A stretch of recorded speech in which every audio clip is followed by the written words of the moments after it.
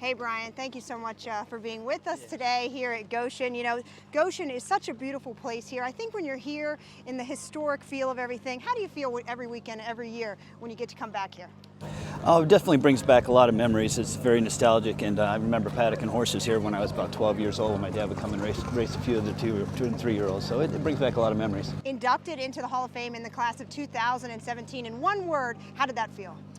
I'd say humbling.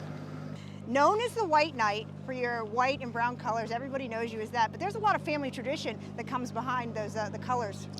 Yes, my colors are actually my grandfather's colors. My grandmother registered them in my name shortly after he passed away, so no one else could get them, so I'm very proud to wear them. Certainly say so. Now, what horse would you say kind of like launched you or put you on the map? You know, everybody kind of has a signature horse, and I would have to say that Rock and Roll Hanover was the horse that, you know, got a lot of big wins. He certainly was special, wasn't he? Now, when you win a race, in which we know you've won a couple or a few, that's for sure, what is it? Is it beer or wine, and what kind exactly?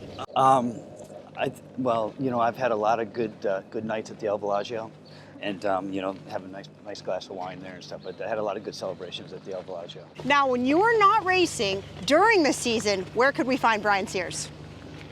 You know, I'm originally from Florida, and I enjoy, you know, at this stage of my career going down there and enjoying the weather, and I still have a lot of ties and friends down there, so it's been a great spot for me to go for a few months. So during the winter, when everyone says, where is Brian Sears, that's where we can find you in Florida? Yeah, South Florida, probably after February, definitely. Now, what about, say you're off today, where could we find you?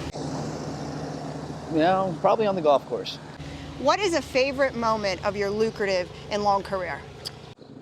You know, I think probably one of the most things I'm proud of is the driving titles at the Meadowlands. You know, they meant a lot to me, and it was really special. That's different. I would have said the Hamiltonian with Muscle Hill, but so that's cool that the titles mean just as much to you, if not more. Yeah. What is a fun fact about Brian Sears that many would not know? You know, I'm an animal person. You know, I like animals, and hopefully someday when things slow down, I'll be able to have some. Now, if you weren't a driver, what other career would you have chosen? Hopefully I would be wildlife fish and game officer, maybe in the Keys or something like that. I think that'd be a great job. I could see you like in the little outfit doing it. It would be so much fun. Now, what other professional athlete do you admire?